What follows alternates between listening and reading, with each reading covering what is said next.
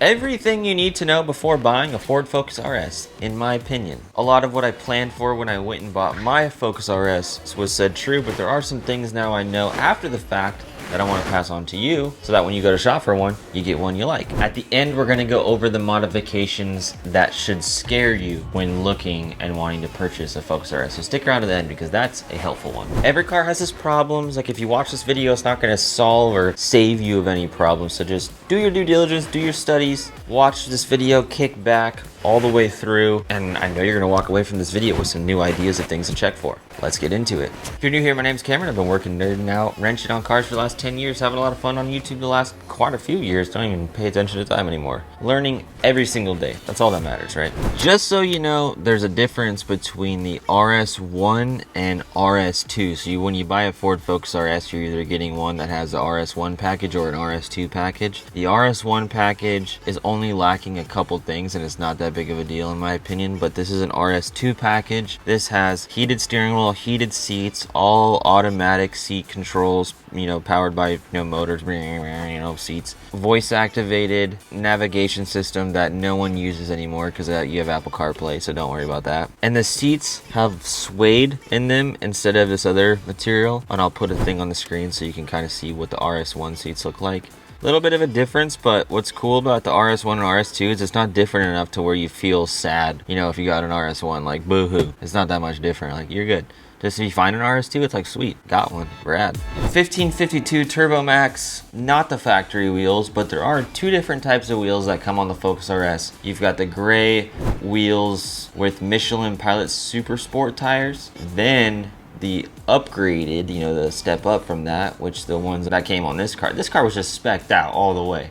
It's the perfect car. I got the perfect car. Flew to Texas, drove home. Great video. If you missed that, go check it out. The other option is a 1.5 pound lighter black forged wheel with Michelin Pilot Super Cup 2 tires. Extra sticky boys. Extra expensive boys. That's the difference. A little bit lighter, a little bit better tires, but otherwise both of them are good options, and they're both 19-inch. The gray ones scream Focus RS to me, but the black ones look better. But they both look great, in my opinion. That's all you need to know when it comes to just knowing different things you see on different Focus RSs. Now you know. Now you're gonna start looking for things unique to this car you're gonna potentially buy. When you walk up to it, just go at a 45 and start looking down these door lines and look for door dings. Do you see any waves in the doors? Because you don't want to get home and realize that you bought a car with a bunch of door dings when that's something you could easily use to beat someone up on the price, try and get a better deal. Just be weary of that and don't forget it. Something to look out for. Hard to show on camera, but just looking for how many swirls are in the clear coat. A paint correction can fix this, but here's a picture on screen to give you an idea of what to look for. It'll tell you a little bit about what the car's been through. A lot of drive-through car washes, a lot of hand washes. Maybe someone already corrected it and it just looks flawless. Perfect, awesome. Now you know what you're looking at. It tells the story of the car a little bit about what kind of life it's had. Something that will also tell you the story of the vehicle is the alignment. So what I would do is get on the ground and look at the tire wear. If the inside is really worn out and bald, it's got too much camber, hasn't been, ran on a stock alignments, you can have your own settings and someone might have it more aggressive so it handles better, and that's not a problem at all. But it will tell the story. Like if you see the outside with a bunch of wear, then it's just all out of whack. And you should look at all four corners and try and see, what does it tell you about the car? What does it tell you about the owner? Did they know that maybe two of the wheels are out of alignment really bad and they didn't even pay attention? When you go drive it, does it pull to the left? Does it pull to the right? Like when you put it straight on a nice road, not like a messed up road, a nice road, let your hands off the wheel, does it pull super hard one way? That's another way you know if the alignment's bad. So just looking at the tires, it's a good telltale of what it's been through. Let's go under the hood and show you around so you know what to look for. I'm doing e-tuning, so I got this access port cable hooked up. This little guy right here, when the hood's halfway up, pull this back and then you can lift the hood up and put the rod up. I've been working on the car, so I didn't put this back, but this cover will be on here. You can pull it up all four corners. Coolant expansion tank. Mine's right between the minimum and max. Mine's the right level, but the slant it sits at in my garage always makes it look like it dips below, so don't worry about that. Your dipstick is right here in the middle. You can check it. You always want to check the oil when you look at a car. This thing's spot on. Look at the color of it. If it's super black, that means it needs to be changed, but they haven't changed it in a long time. Ask them what kind of oil they ran in it. This car calls for 5W50. I have Motul in it. Ask them the questions what kind, see if they pay attention to it. But Another thing you can do is when you look over here, you can see what color air intake filter does it have. That'll tell you a little bit if it's the paper kind. It's like the yellow color. I have the green one from Amazon. You can get the black one from JBR that we have on the Karma Speed store. There's a bunch of different options, but you can see here there's an RS. That's just the stock intake. This is the intake manifold. This is your oil fill. Your passenger motor mount right here under the expansion tank for the coolant. If this thing is just gross and has sludge all over it, it could be worn out, could crack. They have like fluid in them and it gets nasty, but I just put that new factory one on it. It's a little bit grimy, so it's just flexing and moving, and it builds up a little dirt right there on that rubber. So if it's a little bit dirty, that's normal, but if it's just like sludge right here, like fluid, it might need to be replaced. And if this thing is not working right, the motor will shake a lot in here, and it's easy to replace. It just doesn't take long at all. So something to look at. These are your coil packs right here, right on top. Under there, your spark plugs. If you need to change those, easy to get to. Battery, fuse box. You can pop this up right here if you want. See what kind of shape is the battery terminals in. Mine are clean, good to go. Haven't had to touch it on this car at all. So that'll tell the story of like what the battery terminals look like. Are they all corroded? Do they need to be cleaned? So that's good. And then right here, you've got your washer fluid tank to refill. Other than that, it's pretty straightforward. Your brake fluid, you can check that. Look up underneath here. That cap is right there, it's low. But that's your way around the Focus RS engine. If you're wondering where's the turbo at, just follow the intake. That's gonna take you right to the turbo. It's back there. This covers it a lot, and so you can't really see much. Right here by my right hand, right past it, there's a high pressure fuel pump. Gosh, that thing is noisy. Like, tick, tick, tick, tick, tick. It's so noisy. You can hear it in the cab. That's the one thing I don't like about these motors. Direct injection, high pressure fuel pump needed. So they're very loud. Not a problem. Nothing to complain about. But if you're wondering, like, what are these noises? Injectors and the high pressure fuel pump. So loud. So loud. That's a wrap under the hood.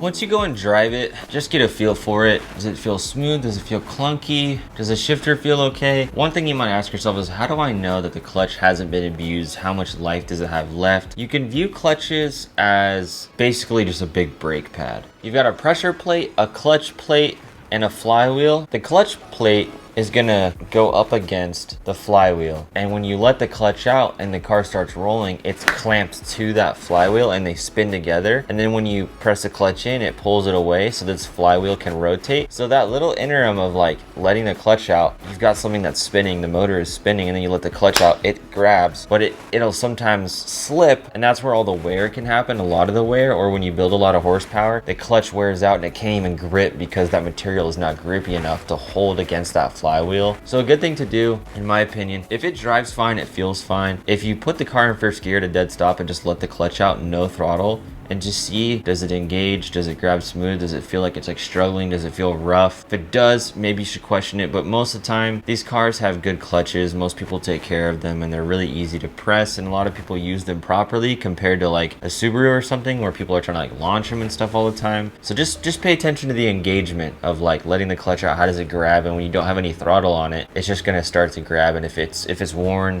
you'll be able to feel it.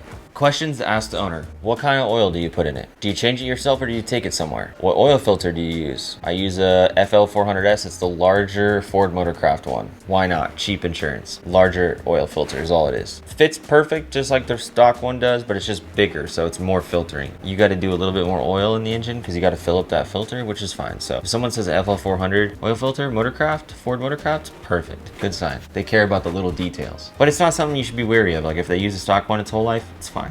When was the last time you changed spark plugs? Has it ever been tuned? By who? Did you uninstall the tune? Is it still on it? Do you have the access port? Start asking those questions and understanding the tuning process. I have a e-tuning simplified video that I used for the Focus ST when I had that. It's a great video for you to understand of how that process works. And it'd be good for you to understand that before you go look at these cars, especially if one has been tuned or you're wondering if it has. You'll know your way around the subject a lot better. I'll have that linked in the description. Okay, the big question. I asked the previous owner of this car, and it was the exact reaction I was hoping for. And I'm proud to say that I can pass that on. I said, what do you think about the drift mode?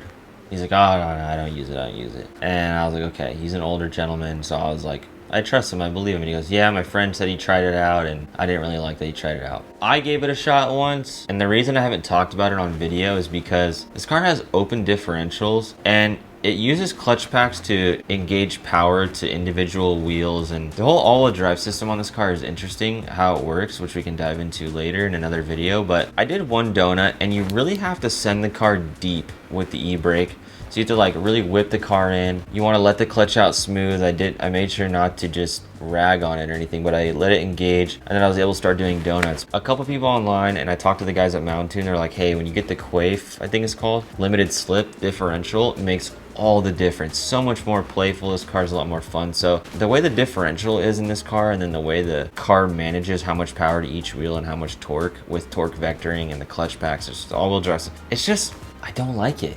I think I would if I had the differential, but the one time I did it, I was just like, it's just not necessary. It doesn't feel like the car could probably handle it over and over and over again, but it just wasn't anything crazy. Like all-wheel drive donuts in my Subaru, different story. Done those many times. I know what I'm signing up for when I do it though, and I'm okay with that. But this car, it has a drift mode, and it just, you feel like you want to have the urge to do it, but you actually don't. So ask them, what do you think about it? Did you use it a lot? See how they react, if they get defensive or they try and like hush hush, or like, oh no, I never used it, they play stupid. Like, just take mental notes. But like, if the car has been drifted around, I don't think you have anything to worry about for the most part, as long as the car is clean. If the car is beat up, salvage, and in rough shape, and the guy clearly states that he's used all, drift mode, maybe the guy abused it. Maybe you shouldn't buy that car. It's all about how much money you have to waste. So how much leads to how much risk you can take and how picky you can be. So just keep those things in mind. Take note of the overall condition. What does the paint look like? What does the body look like? How does the car presented when you saw it? Look under the floor mats, the interior. Is it clean, spotless, or is it dirty? The guy I bought it from, he took it through a drive-through car wash probably, or hand wiped it. Interior still had like crumbs and stuff in it. I could just tell that he used it as a second car, a grocery getter. Drove it and just used it, didn't like baby it and didn't like beat on it. It was just like the perfect mix of like how much I hope someone would care for it, and it was garaged, so I was like, perfect. It wasn't like spotless by any means, and I was cool with that because I could just vibe out like what kind of life this car has lived for the last couple of years, and it was a perfect one. I got this thing spotless though, because this is my baby right now. Mileage. How many is too many miles for the Focus RS when you're buying one used? Anything over 100K I feel like is uncharted territory as far as like guessing reliability. So these cars aren't that old, but they are, so I think they'll run for a very long time, honestly. The drivetrain, the way it works, the all-wheel drive system, the motors, as long as they're not like running a lot of boost and tuned too aggressively, should go for a long time. And if you're just nice to them, like, they'll go for a long time. Like, there's so many STs on the road with over 100,000 miles and they still run great. These cars have really good ECUs. They're really smart. They're quick to react, adjust fuel trims on the fly. This is just one of those cars that it's hard for it to beat itself up like a Subaru. The big thing about the Subaru is blowing up outside of the physical properties of it that lack strength, like the pistons and ringland failure that happens. The big thing, part of it though, is the ECUs are really stupid. They need a lot of input from a tuner and a lot of different driving conditions for it to like run safely. So that's like a big part of the problem. These, it's like the opposite. They have like super smart ECUs. It's like minimal work for tuners. That's why e-tuning is not sketchy at all on these, and it's just nice. I put the access port in the glove box. I just drive it. If it throws a check engine light, I'll pull the access port out, plug it in, check what it is. But I've never had a engine light on this or the ST I had. They just take care of you because they have smart ECUs. Don't gotta worry about it. They're just good cars. I was hoping to purchase one of these cars though with less than 50,000 miles, and I was willing to find one and pay the price for it. But if I were a daily one, I would try and find one, you know, sub 60 would be like top notch. You have the money, super reliability. You don't want to gamble. Like, if you ask me, I'm like, anything under 85, drive it for 2 years. You'll understand what the car's health is by 2 years of owning it. And if you're concerned and it's starting to stress you out, sell it. Maybe you realize this thing is reliable as all get out. It'll probably get to 200,000 miles. So be it. That's just kind of the way I view it. Last but not least, modifications that should scare you. These motors are open deck blocks. I'll put a picture on the screen of open deck versus closed deck. The STs have a closed decked head. The RS does not, so that's why when you put a big turbo on it, send a bunch of boost pressure through it, kaboom, reliability. So when you see one with a big turbo, what are you doing? What are you doing? They clearly just use it as a second car, race car, or they like to gamble with a daily driver. This might be frowned upon because I was once that person, so I'm confident speaking on it. I don't really feel like anyone should get butthurt because like I did this at one point with my Subaru when I first got it, like when I first got into like cars. If the person is running a Cobb map that comes on the access port, they've been running it for a while, it's just a lazy thing to do. Don't do it. It'll probably run fine. The ECUs are so smart on this thing, you probably have nothing to worry about. But like Subaru is a different story. You have something to worry about. But why? It just shows me that they're on the cheap or they didn't care, lack of attention, of like lack of knowledge. I'm gonna leave that. It is what it is.